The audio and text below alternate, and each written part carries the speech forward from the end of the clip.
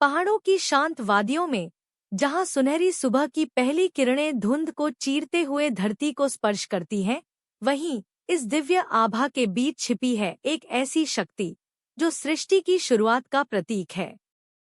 यहीं से आरंभ होती है नवरात्रि की पवित्र यात्रा और मां के पहले स्वरूप की कहानी।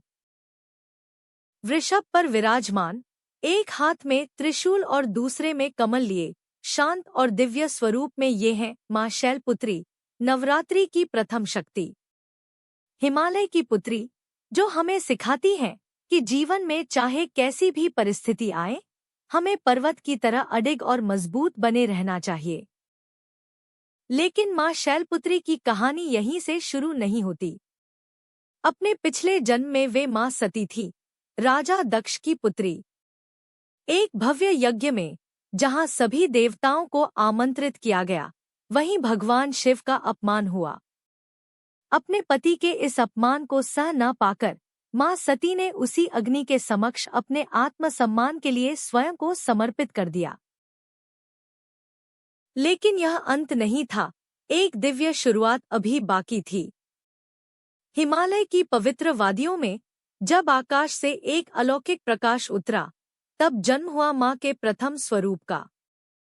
राजा हिमालय और रानी मेना ने जिस दिव्य बालिका का स्वागत किया, वहीं आगे चलकर मां शैलपुत्री के रूप में पूजी गई। वृषभ पर सवार, त्रिशूल और कमल धारण किए मां शैलपुत्री का यह स्वरूप केवल एक रूप नहीं, बल्कि शक्ति का प्रतीक है। इनकी दिव्य आभा में अडिग साहस और अटल विश्वास की ऊर्जा छिपी है, जो जीवन के हर अंधकार को प्रकाश में बदलने की क्षमता रखती है। मां शैलपुत्री हमारे मूलाधार चक्र से जुड़ी है। यही वह शक्ति है जो हमें भीतर से स्थिर करती है और जीवन में संतुलन देती है। जब यह ऊर्जा जागृत होती है, तो भय समाप्त हो जाता है और आत्मविश्वास जन्म लेता है। यहीं से शुरू होती है हमारी असली शक्ति की यात्रा। और जब भक्ति की यह लौ प्रज्वलित होती है, तो हर अंधकार स्वतः ही समाप्त हो जाता है। मां शैलपुत्री की कृपा से जीवन में शक्ति, स्थिरता और विश्वास जागृत होता है।